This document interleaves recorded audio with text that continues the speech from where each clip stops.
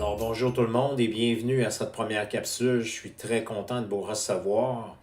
La première capsule de 7, donc on va aborder plusieurs sujets.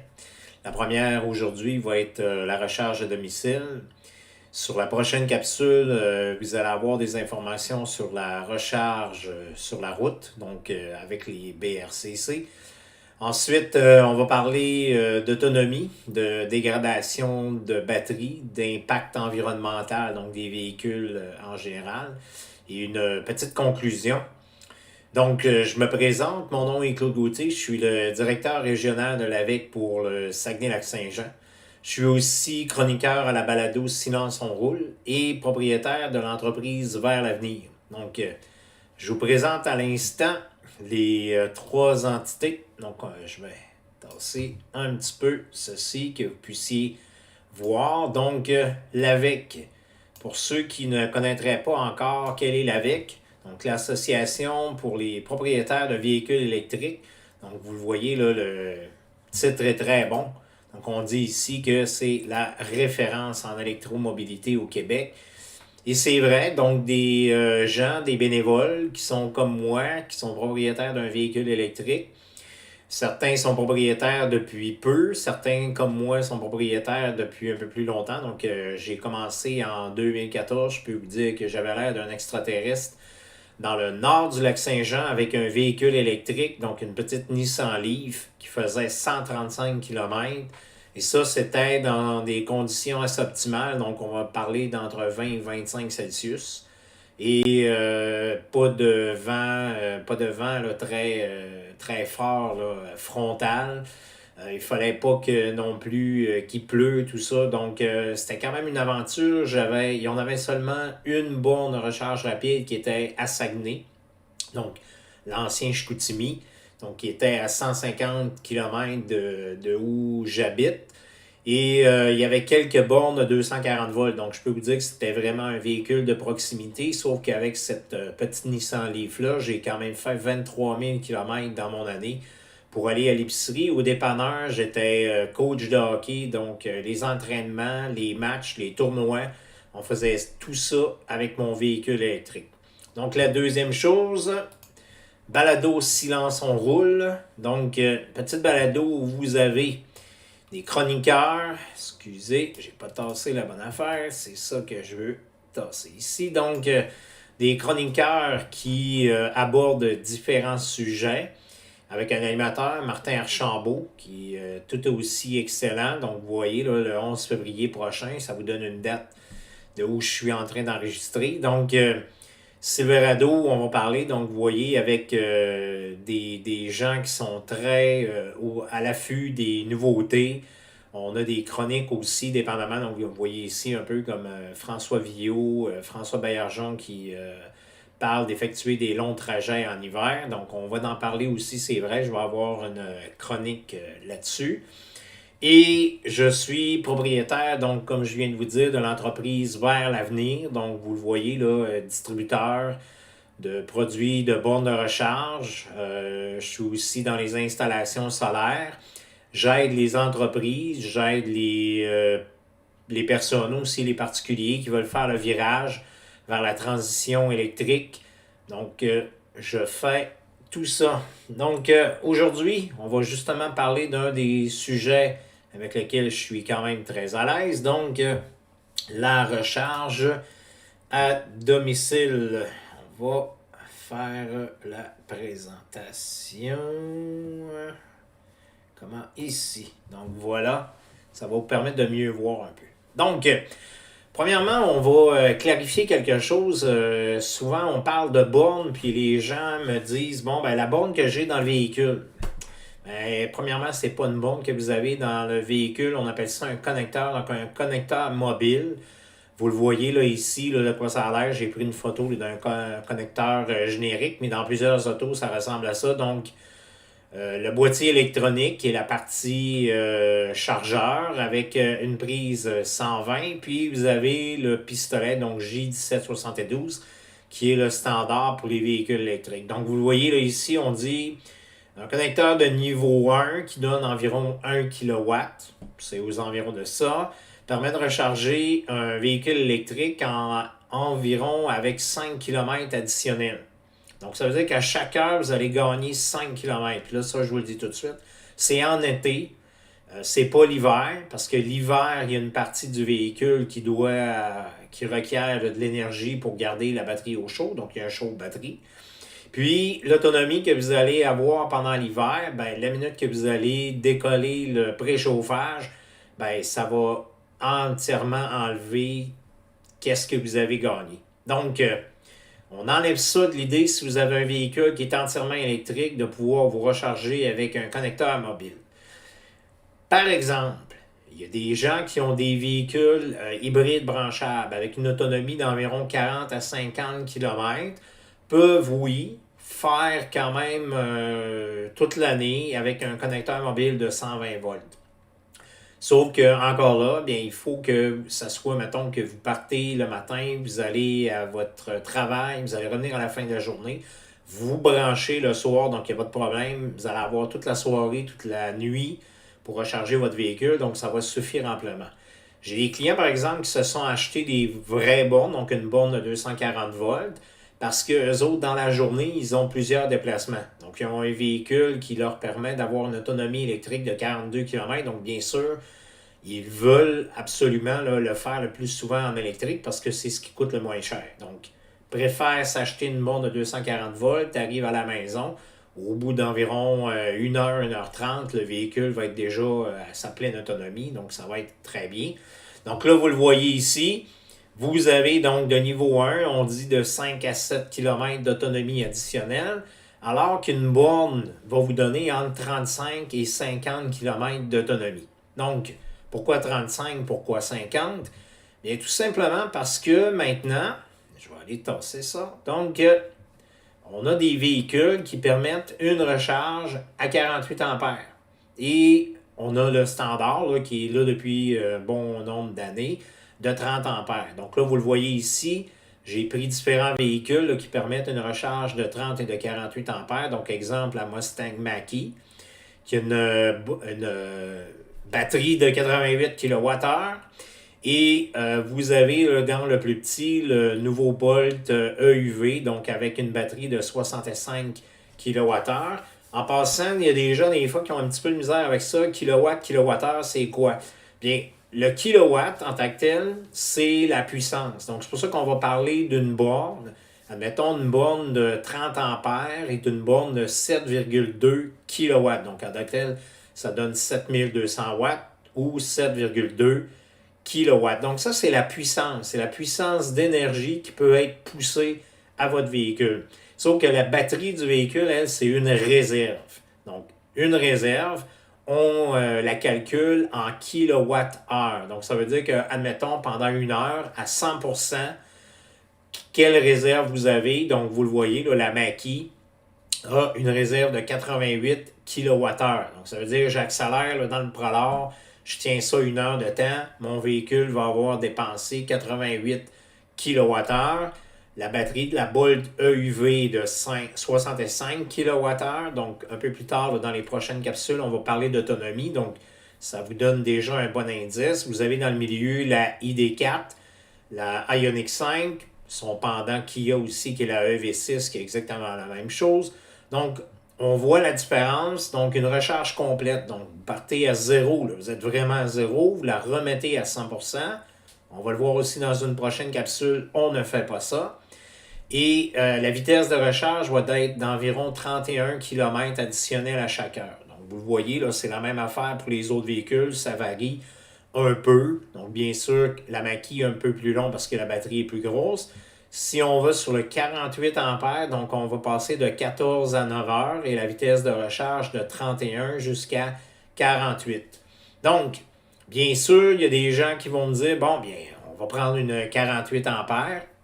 Je vais vous expliquer tout à l'heure que c'est peut-être pas vraiment ce que vous avez besoin. Puis aussi, peut-être qu'il y a une possibilité qui ne sera pas là. OK?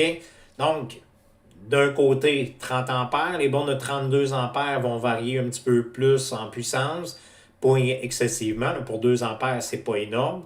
Et la vitesse de recharge aussi va être sensiblement la même. Donc, c'est pour ça que je n'ai pas mis une borne là, avec 32 ampères. Donc, prochaine diapositive. Donc, on y arrive. OK, moi, je veux avoir, s'il vous plaît, M. Gauthier, une borne de 48 ampères. Donc, en tant que client, je vais vous demander ceci. Premièrement, je vais vous demander d'avoir une photo de votre panneau électrique. Donc là, vous le voyez ici, là, le panneau électrique, il est là. J'aurais de la misère à ajouter quelque chose. OK? Donc, premièrement, le disjoncteur principal qu'on voit dans le haut ici est de 100 ampères. Donc, avec tout ce qu'il y a déjà dans le panneau électrique, vous comprendrez que d'aller mettre une borne de 48 ampères, ça requiert un disjoncteur de 60. Ça serait peut-être un petit peu difficile. D'accord? Donc, on va dire qu'on va mettre une borne maximale dans un tel panneau de 30 ampères. Puis encore là, ça se peut qu'on soit obligé d'ajouter quelque chose. OK? Donc, je reviens là, ce que j'ai expliqué tout à l'heure aussi, là, on le voit ici. Donc, le véhicule hybride branchable. Donc, pour un hybride branchable, le niveau 1 peut quand même suffire, mais assez souvent, le niveau 2 est quand même le meilleur. Donc, une fois qu'on a vu le panneau électrique, qu'on se dit, ça va être probablement difficile, on va y aller avec une 30 ampères, de quoi on a besoin d'autre? Donc, on va avoir besoin de décider. Donc, avez-vous besoin d'une borne intelligente? Ici, vous voyez, là, j'ai mis le petit tableau. J'ai pris le tableau là, de la compagnie Heavy Duty parce que la compagnie Heavy Duty a pour une borne en tant que telle 3 niveaux. Donc, vous avez le niveau standard. Niveau standard, c'est quoi? Vous branchez votre véhicule. La recharge démarre automatiquement. Quand il est terminé, donc, le véhicule envoie le signal à la borne. En passant, ce n'est pas la borne qui décide, mais bien le véhicule. Donc, le véhicule, il va dire à la borne, bon, bien, j'ai besoin de 30 ampères. La borne va lui donner exactement ça. Il y a un système de gestion de batterie. Donc, quand vous arrivez vers la fin de la recharge, l'ampérage va baisser sur le véhicule. Donc, ça vous donnera plus de 30 ampères. C'est pour ça aussi qu'on voit des fois, il y a des gens qui peuvent voir que sur leur application de véhicule, ça dit que la batterie est chargée à 100%, mais la borne continue de fonctionner. C'est parce qu'il y a un balancement de cellules. Donc, à la fin, l'ampérage est vraiment bas, mais elle va balancer chaque cellule qu'elle soit égale. Donc, borne de base, donc vous la branchez, la recharge se fait, lorsqu'elle est terminée, ça arrête là.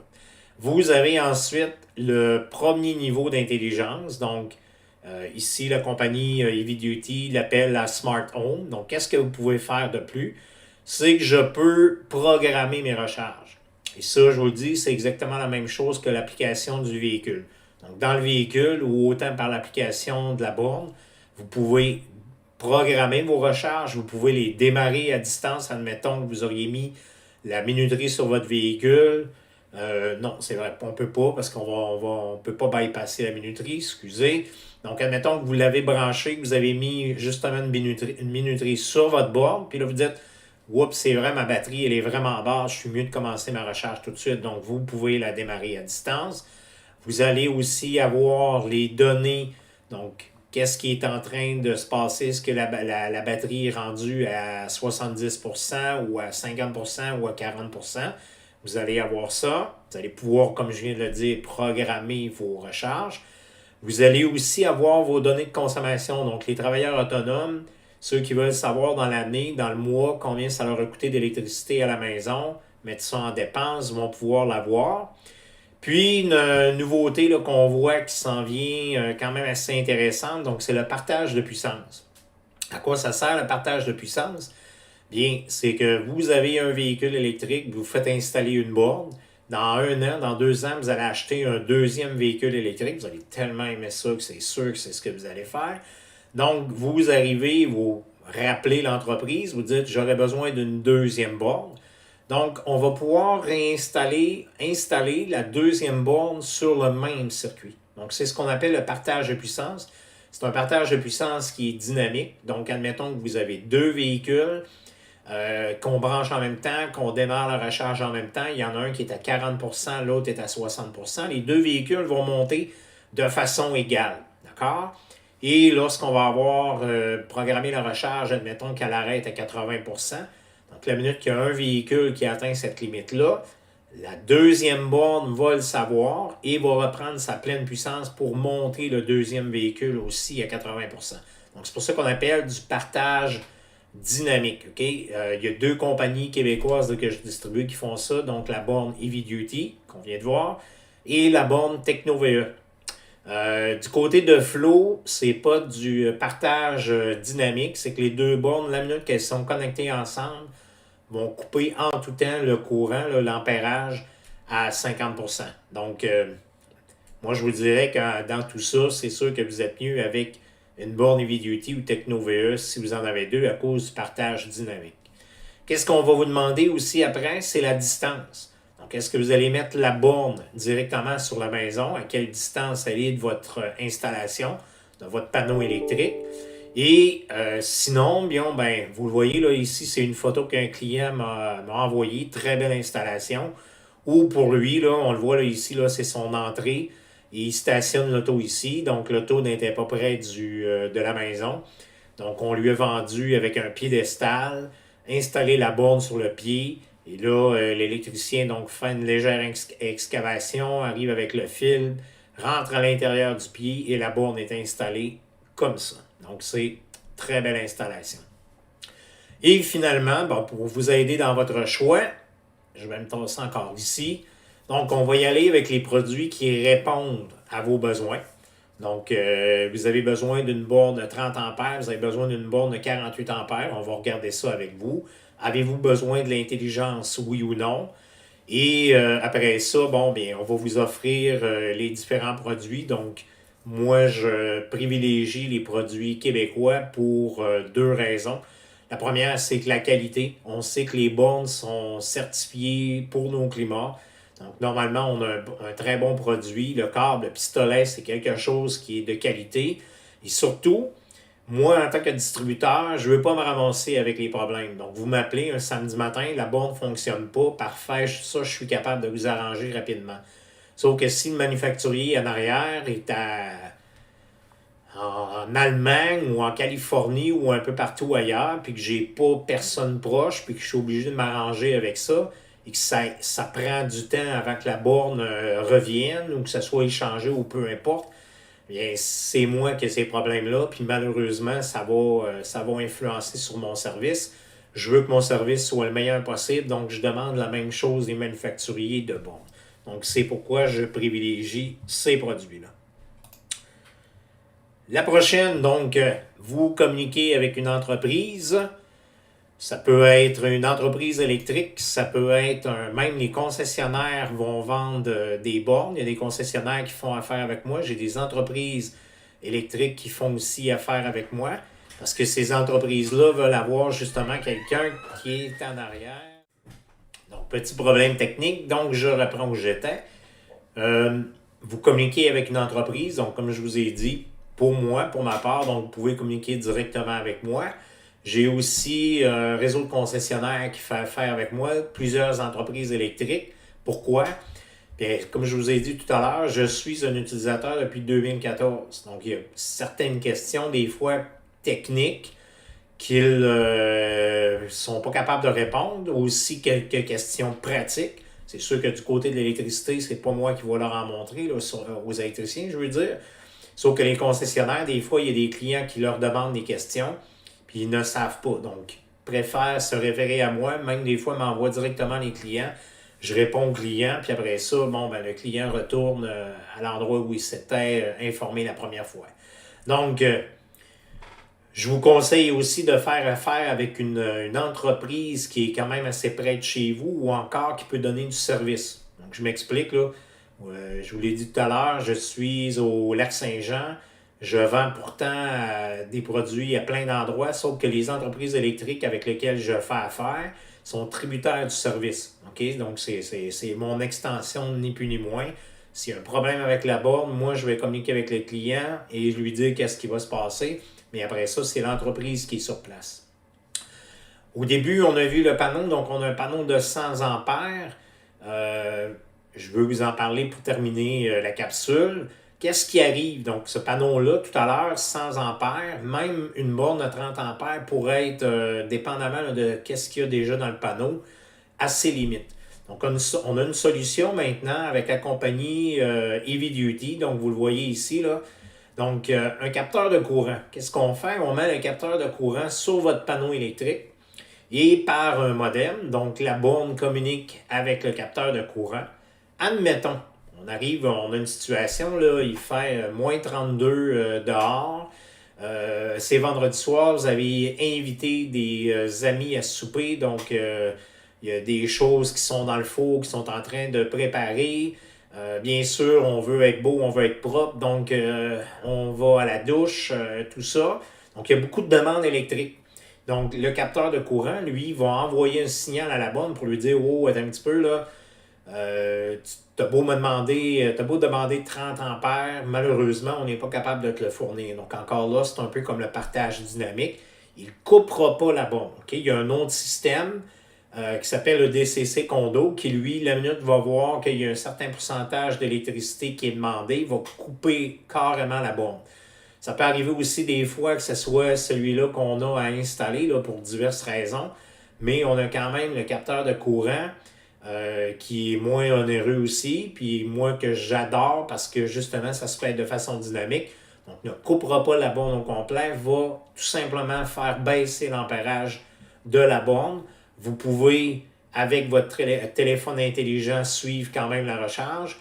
On va bientôt avoir aussi un petit logiciel là, pour les ordinateurs. Puis comme vous voyez là, dans le graphique, on peut le faire, on peut l'installer avec plus d'un véhicule. Donc ça peut être pour un ou pour deux véhicules sans problème. On pourrait même mettre jusqu'à 4 bornes. Donc, à la fin, vous faites la demande de subvention. Donc, on a notre borne à la maison. On peut se recharger. Très intéressant. Donc, vous avez une subvention de 600 $. Qu'est-ce que ça prend pour avoir la subvention? Est-ce que je peux tout simplement faire l'achat d'une borne, la faire installer, même si je n'ai pas de véhicule électrique et demander le remboursement? Non. Parce que sur le site du gouvernement, donc vous avez l'adresse là, ici, le véhiculeélectrique.gouv.qc.ca. Vous pouvez aller chercher là, par Google, tout simplement demander programme de remboursement, borne de recharge. Vous allez avoir l'adresse qui va apparaître rapidement. Donc, vous avez besoin de votre contrat d'achat du véhicule. Il n'y a rien qui vous empêche d'acheter la borne et de la faire installer. Même que je vous le recommande fortement là, pour ne pas vous ramasser que vous avez le véhicule à la maison et que vous êtes obligé de courir les bornes publiques. Ce n'est pas réellement intéressant et c'est beaucoup plus dispendieux.